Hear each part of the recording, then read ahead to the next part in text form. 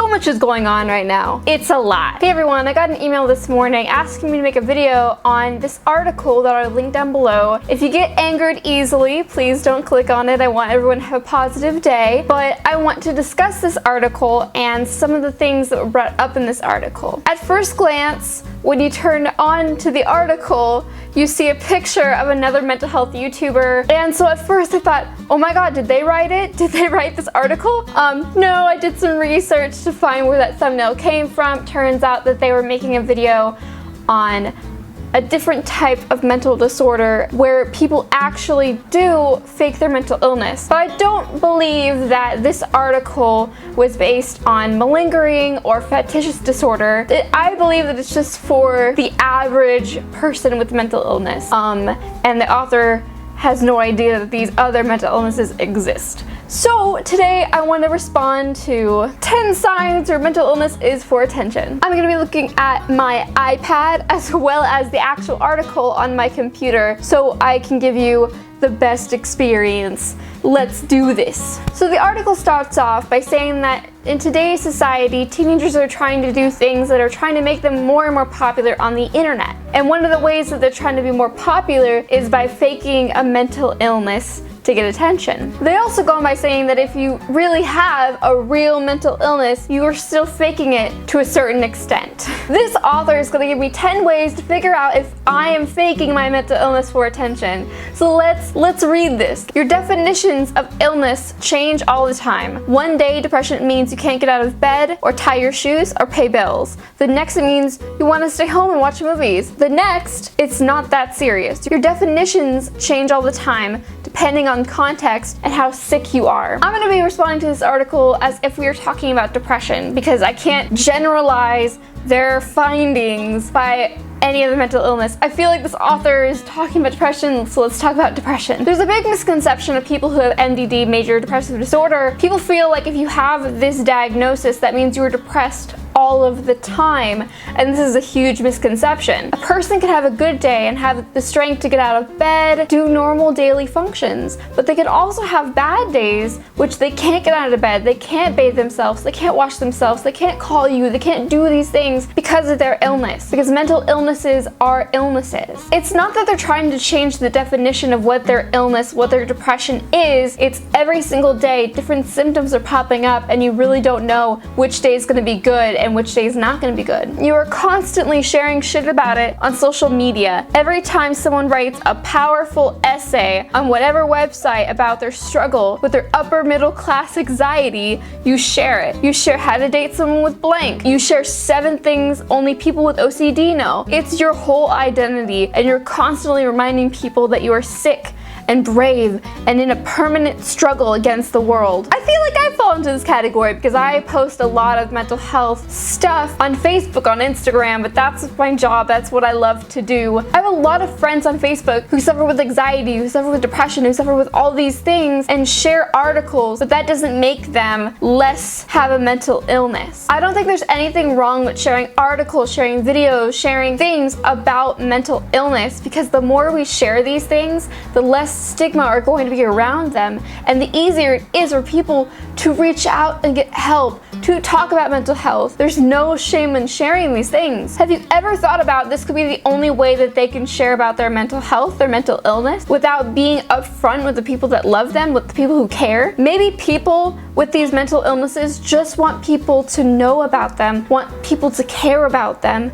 want people to understand, and that's why they're sharing. And there's no shame in sharing these articles on Facebook, on Twitter, on Instagram. There's no shame in this. I think it's amazing. You list it in your bios. If your bio announces from the get-go that you have depression before you even mention, I don't know, a job or a hobby or an accomplishment, you need help. And not in the Lexapro department, in that you have nothing interesting to say about yourself besides the disorder department. I somewhat agree with this statement. Now, please don't get angry with me. I do see on Instagram, a lot on Tumblr, a lot on Twitter, a lot of my followers in their bios say depressed girl, lonely girl, suffers with depression, anxiety, da da da. They don't really say anything about their personality, their interests, their hobbies, the things that they like to do. They just talk about their depression, and I totally understand that. I feel like we shouldn't be labeling ourselves, because then that means we're giving in to our depression, anxiety, whatever we have.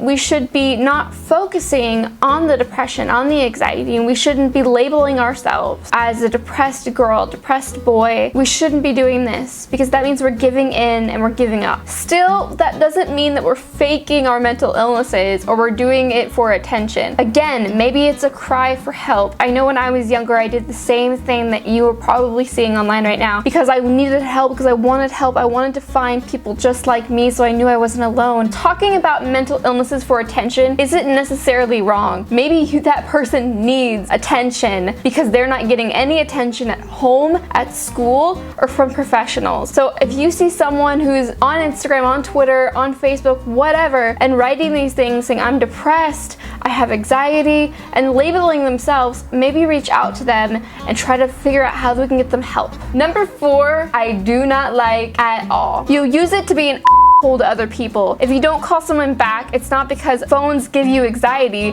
it's because you are an If you don't show up to a friend's birthday party, it's not because you are bad in social situations, it's because you're an You take your stress out on your significant other constantly for no reason. It's not because you're depressed, it's because you're an Mental illness, although convenient, is not a catch-all reason to treat people like Again, there are good days with mental illness and there are bad days with mental illness. Some days I can't leave the house because I have so much anxiety and so much fear of leaving the house, of driving my car, that I do not want to leave. And some days I want to run around, I want to go out there, I want to be with people. If you see people whom say that they have anxiety about going to a party, maybe reach out to them and say, how can I accommodate you to make you feel more comfortable at this party so you can go? Can I be a support system to you? Don't call them a Maybe reach out to them and see how you can help them. Instead of shaming someone and calling them an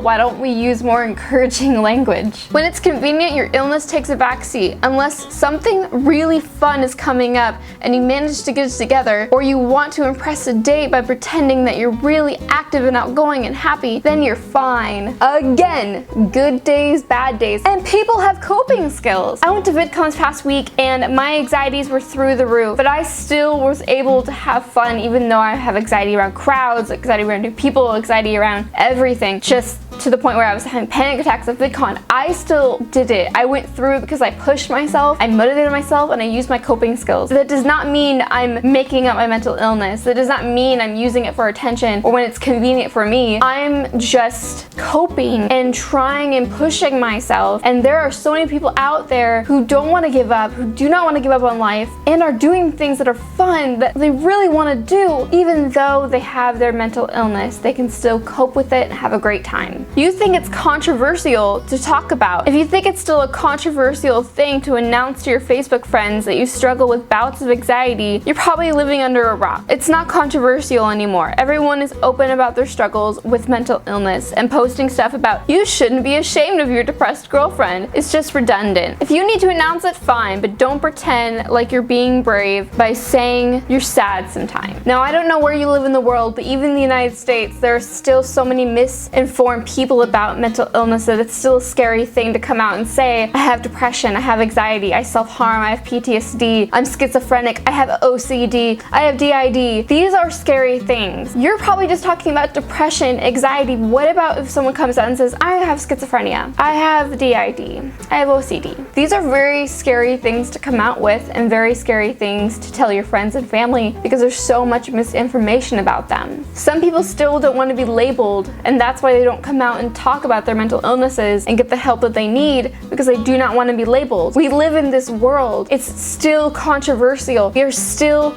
trying to fight the stigma around it. It's still a thing that we have to fight every single day. And just by you saying it's not controversial, you're not helping the whole thing, man. Even though your relationships have clear patterns, you don't accept that they might be your fault. It's never you. It's always your string of completely unique exes who all just happen to be terrible people and just couldn't accommodate your #illness. Ugh. Next time, you'll date someone who gets you. Okay, now you kind of lost me. I thought we were talking about mental illnesses and not really like relationships, but okay, you're projecting, so let's talk about it. Yes, some people are prone to bad relationships, and a lot of people who are mentally ill could be prone to bad relationships as well because we're vulnerable. Yes, when you do suffer with a mental illness, you need someone who's accommodating, who's there for you, who gets you, because it can be very hard recovering. So you need someone there who is strong. You need a strong partner and someone to help you along the way. You constantly post baiting things so people will ask what's wrong. It's been a bad day, frowny face, not feeling good. Ugh, I can't even. Yeah, you're posting the statuses because you want people to ask you how you are and you want to vent about it, but everyone has problems, and using "feel sorry for me" card over and over again is incredibly irritating for everyone around you. I always call these statuses cry for help statuses. Yes, some people on social media post things so other people can talk to them. It's social. That's what happens. If I'm having a bad day, I know I could post about it, and then I'll have my support system online so we could talk about it. There's nothing wrong with that. There's nothing wrong with someone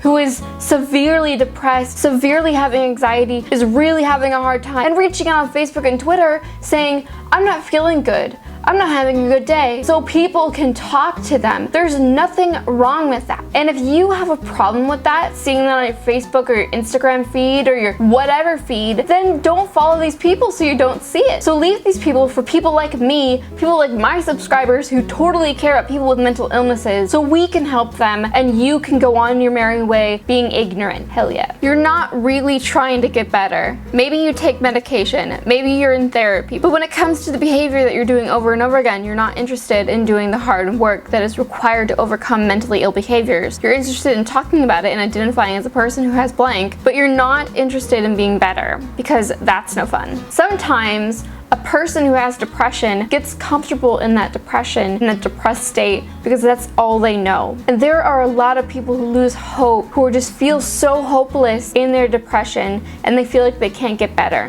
We need to find these people and get them resources, get them help, get them professional care, and get them back on the track of recovery. There are a lot of people who feel so hopeless that they don't want to go on, and I'm here making videos on the internet trying to help these people. If they're trying to get better to go to therapy, that's awesome. Sometimes therapy takes a long time for you to see results. If they're taking medications, they're trying to get better. Sometimes it takes a little while to see results. But sometimes people do feel better and they don't externally show it to you. You can't externally see someone's progress internally. The way you view someone, how do you know if they're getting better? How do you know if their thought processes are changing? How do you know that? And the last one is number 10. Let's read it. Let's read this gold. And finally, this is getting really weird, guys. I don't know where this one is going. And finally, pansexuals, demisexuals, and other special snowflakes in the LGBT community. Although sexuality is not a mental illness, these people who have to be special snowflakes need to be called out more. It's demeaning to people who struggle with their sexuality, as it makes it seem like a kind of a joke. You're either straight, bi, gay, or asexual in some cases. There is no need to make up your own label. Now, this took a weird ass turn. There are many sexual orientations other than being straight, gay, bi, or asexual.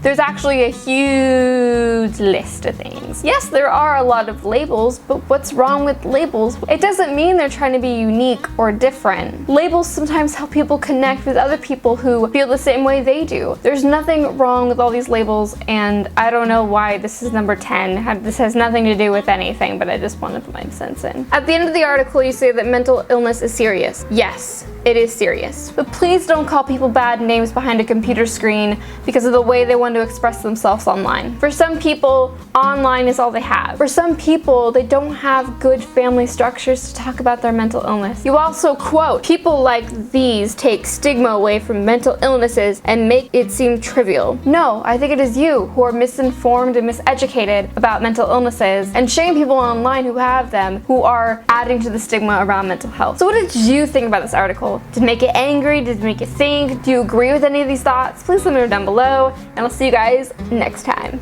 Bye guys.